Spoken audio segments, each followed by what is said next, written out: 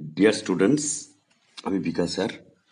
আজকের এই ভিডিওতে আমি তোমাদের শেখাবো অ্যাডভার্বিয়াল ফ্রেজ কাকে বলে, কিভাবে এটা গঠন করতে হয় এবং তার ব্যবহার কিভাবে হয়। কোন ক্ষেত্রে অ্যাডভার্বিয়াল ফ্রেজ ব্যবহারের ক্ষেত্রে একটু কনফিউশন হতে পারে এবং সেই কনফিউশন দূর করার পদ্ধতি কী। সুতরাং এই ভিডিওটি শেষ পর্যন্ত দেখলে তোমাদের অ্যাডভার্বিয়াল ফ্রেজ সম্পর্কে ধারণা জন্মাবে। প্রথমেই দেখে নাও, what is a phrase. A phrase is a group of words with a specific meaning. অর্থাৎ ফ্রেজ বলতে আমরা বুঝি একগুচ্ছ শব্দ যার একটা নির্দিষ্ট অর্থ আছে। অর্থাৎ একগুচ্ছ শব্দ যখন একটা নির্দিষ্ট অর্থ প্রকাশ করে তখন তাকে আমরা ফ্রেজ বলি। এ phrase is A part of a sentence having incomplete sense. অবশ্যই ফ্রেজ হচ্ছে একটা সেন্টেন্সের অংশ, বাক্যের অংশ, এবং ফ্রেজটা আলাদাভাবে নিলে এর সেন্সটা, অর্থটা সম্পূর্ণ হয় না। মনে রাখবে এটা, যেটা বাক্যের অংশ, এর অর্থটা সম্পূর্ণ নয়, কিন্তু এটা বাক্যের অর্থ সম্পূর্ণ করতে ব্যবহার হয়। A phrase has no finite verb. এর মধ্যে কোনো ফাইনাইট ভার্ব থাকে না। ফাইনাইট ভার্ব তোমরা জানো, যেটা সাবজেক্ট অনুযায়ী বা টেন্স অনুযায়ী পরিবর্তন হতে পারে। এ phrase works as a particular parts of speech. অর্থাৎ যে কোনো ফ্রেজ, অর্থাৎ একগুচ্ছ ওয়ার্ড, কখনো সেটা অ্যাডজেক্টিভ, কখনো অ্যাডভার্ব, কখনো প্রিপোজিশন, এইভাবে কাজ করে। যখন যেরকম কাজ করে সেই অনুযায়ী সেই ফ্রেজটার নামকরণ হয়। যেমন নাউন হিসেবে ব্যবহার হলে তাকে নাউন ফ্রেজ বলে। এবার দেখো অ্যাডভার্ব ফ্রেজের গঠন, গুরুত্বগুলো কি কি, কোয়ালিটিসগুলো কি কি। The adverbial phrase works as an adverb in a sentence. একটা বাক্যে অ্যাডভার্বের মতো যে ফ্রেজ কাজ করে তাকে আমরা অ্যাডভার্ব ফ্রেজ বলি। Adverbial phrase answers the questions. খুব সহজে বার করার জন্য আমরা কি করব, বাক্যকে এই শব্দগুলো, নিচের শব্দগুলো দিয়ে প্রশ্ন করব। তাহলেই যে উত্তরটা পাবো সেই শব্দগুচ্ছকে আমরা অ্যাডভার্বিয়াল ফ্রেজ বলবো। কি কি? হোয়েন মানে কখন, হোয়ার মানে কোথায়, হাউ মানে কিভাবে, অ্যান্ড হোয়াই মানে কেন। এই চারটে প্রশ্ন যদি আমরা করি এবং তার উত্তর যে শব্দগুচ্ছ পাবো সেটাই হবে adverbial phrase.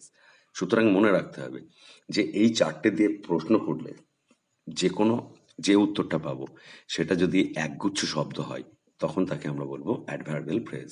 An adverbial phrase qualifies a verb, adjective, adverb, a clause or a sentence. Adverbial phrase সাধারণত ভার্ব সম্পর্কে, অ্যাডজেক্টিভ সম্পর্কে, অ্যাডভার্ব সম্পর্কে, ক্লজ সম্পর্কে অথবা একটা বাক্য সম্পর্কে কিছু বলে।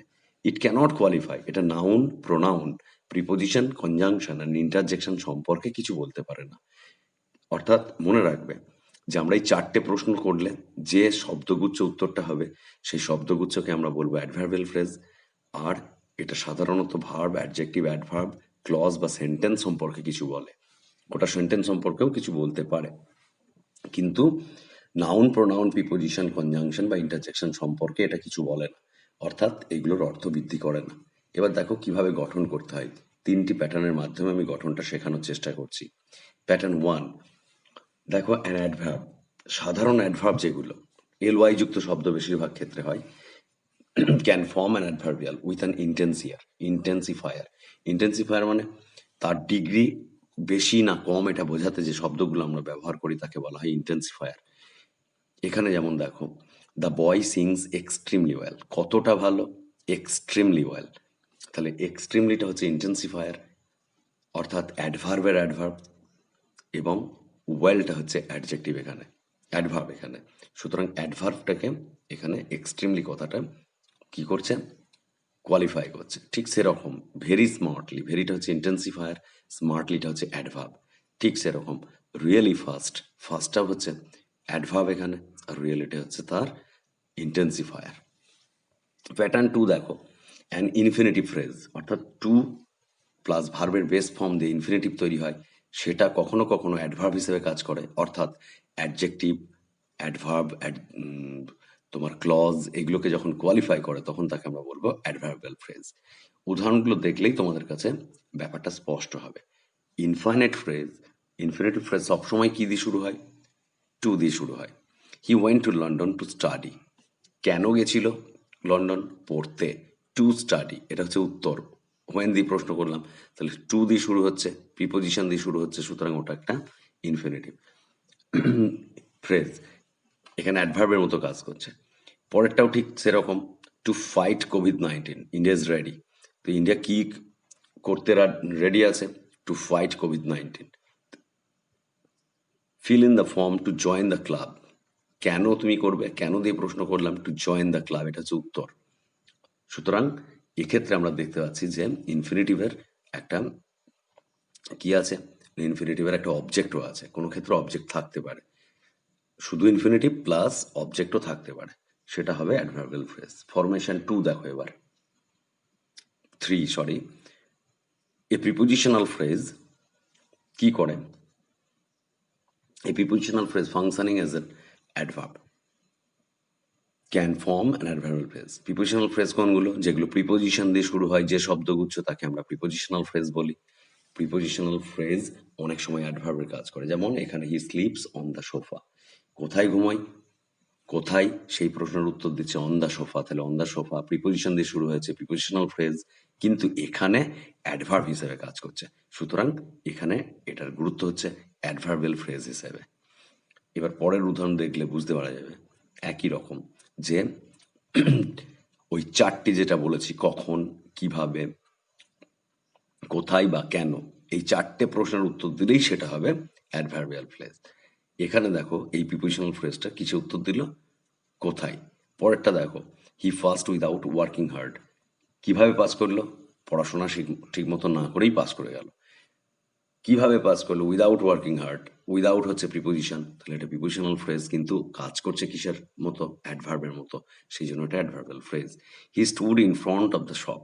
কোথায় দাঁড়িয়ে আছে, সে দাঁড়িয়ে আছে in front of the shop. কোথায়, এই প্রশ্নের উত্তর দিচ্ছে, ইন দিয়ে শুরু হচ্ছে, তাহলে প্রিপোজিশনাল ফ্রেজ, কিন্তু কাজ করছে কার মতো, কোথায়, এই প্রশ্নের উত্তর দিচ্ছে, মানেই এটা অ্যাডভার্বিয়াল ফ্রেজ হয়ে গেল। তাহলে তোমরা নিশ্চয়ই বুঝতে পারছো যে অ্যাডভার্বিয়াল ফ্রেজ বার করতে গেলে ওই চারটি প্রশ্ন দিলে যে কোনো উত্তর পেলেই হবে। এবার দেখো, অ্যাডভার্ব ফ্রেজ 4 রকম হয়। কিরকম, অ্যাডভার্বিয়াল ফ্রেজ অফ টাইম, যখন ওটা কখন এই প্রশ্নের উত্তর দেবে। He met me in the morning, সে আমার সঙ্গে সকালে দেখা করেছিল, এই প্রশ্নের উত্তর কখন দেখা করেছিল, সকালে, ইন দ্য মর্নিং, তাহলে হোয়েন প্রশ্নের উত্তর দিচ্ছে। সেরকম adverbial phrase of manner, how এই প্রশ্নের উত্তর দেয়, কিভাবে এই প্রশ্নের উত্তর দেয়। হি স্যাং ভেরি সুইটলি, সে কেমন করে গান করছিল, খুব সুন্দরভাবে, তাহলে খুব সুন্দরভাবে, ভেরি সুইটলি, এটা কিভাবে এই প্রশ্নের উত্তর দিচ্ছে, ওটা একটা অ্যাডভার্বিয়াল ফ্রেজ হলো। তারপর দেখো adverbial phrase of place, where কোথায়, এই প্রশ্নের উত্তর যখন দেবে তখন সেটা হচ্ছে adverbial place. He hit me in the face, কোথায় মেরেছিল, ইন দ্য ফেস, মুখে। এই ইন দ্য ফেস কথাটা, কোথায় মেরেছিল, মুখে মেরেছিল, তাহলে ওটা অ্যাডভার্বিয়াল ফ্রেজ অফ প্লেস বোঝাচ্ছে। তারপর হচ্ছে adverbial phrase of reason, why. We do exercise to keep ourselves fit, আমরা এক্সারসাইজ করি নিজেদেরকে ফিট রাখার জন্য। কেন এক্সারসাইজ করি, টু কিপ আওয়ারসেলস ফিট, এটুকু হচ্ছে কেন প্রশ্নের উত্তর, সুতরাং এটা হচ্ছে অ্যাডভার্বিয়াল ফ্রেজ অফ রিজন, কারণটা দর্শাচ্ছে, সেই জন্য এটা অ্যাডভার্বিয়াল ফ্রেজ অফ রিজন। এবার দেখো কনফিউশন হতে পারে অ্যাডভার্বিয়াল ফ্রেজ ব্যবহার করার ক্ষেত্রে, যেমন উদাহরণগুলো দেখো তাহলেই বুঝতে পারবে। Sometimes an adverbial phrase can convey unclear meaning, কোনো ক্ষেত্রে এর অর্থ দুরকম হতে পারে, পরিষ্কার না বোঝাতে পারে। সেই কনফিউশন দূর করতে হবে তোমাদেরকে, কারণ এমন কোনো বাক্য ব্যবহার করবেন না যাতে দুরকম অর্থ বোঝায়। He reads the book in the corner, সে বইটি পড়ে কর্নারে, দুরকম অর্থ হয়। সে কোণে রাখা বইটি পড়ে অথবা কোণে গিয়ে বইটি পড়ে, দুরকম অর্থ হয় এই বাক্যটির। এইবার প্রশ্ন হচ্ছে, রিডস ইন দ্য কর্নার মানে কোণে গিয়ে পড়ছে, or the book is in the corner, বইটি কোণে আছে, কোনটা ঠিক, দুটোই বোঝাচ্ছে। এর মধ্যে কোনটা সঠিক সেই অনুযায়ী তোমাকে বাক্য সাজাতে হবে। তো এক্ষেত্রে কনফিউশন হচ্ছে, দুরকম অর্থ হতে পারে বাক্যটির, এরকম কনফিউশন যাতে না হয় সেই জন্য অ্যাডভার্বিয়াল ফ্রেজ ব্যবহারের ক্ষেত্রে খুবই সাবধানতা অবলম্বন করা দরকার। কারণ তুমি যদি বিন্দুমাত্র ভুল করো তাহলে অর্থটা অনেকটাই পাল্টে যাবে। পরের প্রশ্নটা দেখো, call the bird with bread, অর্থাৎ পাখিটিকে তুমি ডাকো, উইথ এ ব্রেড মানে একটা রুটি যার মুখে আছে, মুখে যা রুটি আছে তাকে ডাকো না রুটি দিয়ে ডাকো, এটা বোঝা যাচ্ছে না। Call with a bread, with the help of a bread, অর্থাৎ রুটির সাহায্যে পাখিটাকে ডাকো, অথবা the bird with a bread, যে বার্ডটার ব্রেড আছে সেটাকে ডাকো। এই ক্ষেত্রে এই সমস্যার সমাধান হচ্ছে রিওয়ার্ডিং। রিওয়ার্ডিং মানে হচ্ছে রিরাইটিং, পুনরায় তোমাকে লিখতে হবে ওয়ার্ডগুলোকে সাজিয়ে অন্যরকম শব্দ ব্যবহার করে। যেমন he goes to the corner and reads the book, এটা লিখতে পারো, তাহলে ক্লিয়ার হয়ে গেল। অ্যাডভার্বিয়াল ফ্রেজটা তুমি তুলে দিলে, দিয়ে কম্পাউন্ড সেন্টেন্সে লিখে দিলে, অর্থটা ক্লিয়ার হলো। পরের ক্ষেত্রেও তাই, যে take a bread to call the bird, একটা রুটি নাও পাখিটাকে ডাকার জন্য লোভ দেখিয়ে। এইভাবে তুমি রিওয়ার্ডিং করতে পারো, অর্থাৎ পুনরায় অন্যরকম অন্য শব্দ ব্যবহার করে তুমি বাক্যটাকে নতুন করে লিখতে পারো। লিখলে তবেই সেক্ষেত্রে কনফিউশন থাকবে না, নতুবা কনফিউশন থেকে যাবে। সুতরাং এই অ্যাডভার্বিয়াল ফ্রেজ ব্যবহারের ক্ষেত্রে খুবই সাবধানতা অবলম্বন করা জরুরি। নিশ্চয়ই তোমাদের মনে থাকবে, যখনই তোমরা লিখবে তখন প্রশ্ন করে দেখে নেবে যে প্রশ্নটার সঠিক উত্তর ওটার দ্বারা পাওয়া যাচ্ছে কিনা। যদি যায় তাহলে নো প্রবলেম, না গেলেই সমস্যা। দ্বিতীয় কনফিউশন দেখো, should you use comma after adverbial phrase, adverbial ফ্রেজের পরে কি কমা ব্যবহার করা নিশ্চিত জরুরি? উত্তর হচ্ছে ফ্রন্টাল বা ফ্রন্টেড অ্যাডভার্বিয়াল ফ্রেজ যখন হবে তখন আমাদেরকে ব্যবহার করতে হবে। অর্থাৎ বাক্যের শুরুতে যদি অ্যাডভার্বিয়াল ফ্রেজ থাকে তাহলে নিশ্চয়ই আমাদেরকে সেই অ্যাডভার্বিয়াল ফ্রেজের শেষে কমা ব্যবহার করতে হবে। কিন্তু বাক্যের শেষে যদি থাকে তাহলে আমরা অ্যাডভার্বিয়াল ফ্রেজের শেষে নিশ্চয়ই কমা ব্যবহার করব না, তার আগেও করব না, পরেও করব না। কিন্তু যদি প্রথমে থাকে, বাক্যের শুরুতে থাকে, তাহলে কিন্তু অ্যাডভার্বিয়াল ফ্রেজ শেষ হলে তো সেই শেষে তোমাকে কমা অবশ্যই ব্যবহার করতে হবে। আর ব্যাক অ্যাডভার্বিয়াল ফ্রেজের ক্ষেত্রে কিন্তু আমরা ব্যবহার করব না, আগেও নয় পরেও নয়।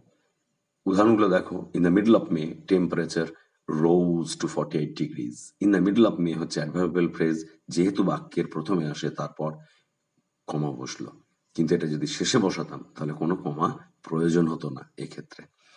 সুতরাং আমরা দেখতেই পাচ্ছি যে প্রথমে বসলে অ্যাডভার্বিয়াল ফ্রেজের শেষে একটা কমা ব্যবহার করতে হয়, কিন্তু বাক্যের শেষে হলে সেটা দরকার হয় না। ঠিক সেরকম দ্বিতীয়টা একই রকম, at 4 in the morning get ready to go. At 4 in the morning adverbial phrase প্রথমে আছে বাক্যের, সুতরাং এর শেষে কমা বসলো, কমা ব্যবহার করলাম। আশা করি তোমরা সকলেই বুঝতে পেরেছ অ্যাডভার্বিয়াল ফ্রেজ ঠিক কাকে বলে, কোনো বাক্যে অ্যাডভার্বিয়াল ফ্রেজ থাকলে সেটা কিভাবে আমরা বার করব, এবং সেই অ্যাডভার্বিয়াল ফ্রেজের ফাংশনটা কি সেটা আমরা বুঝতে পারছি। কনফিউশন থাকলে সেটা কিভাবে দূর করব। Okay, thank you for watching this video. এই ভিডিওটি দেখার জন্য অনেক অনেক ধন্যবাদ। নিশ্চয়ই তোমরা ভুল করবে না সাবস্ক্রাইব করতে, কমেন্ট করতে, শেয়ার করতে। ওকে, ধন্যবাদ।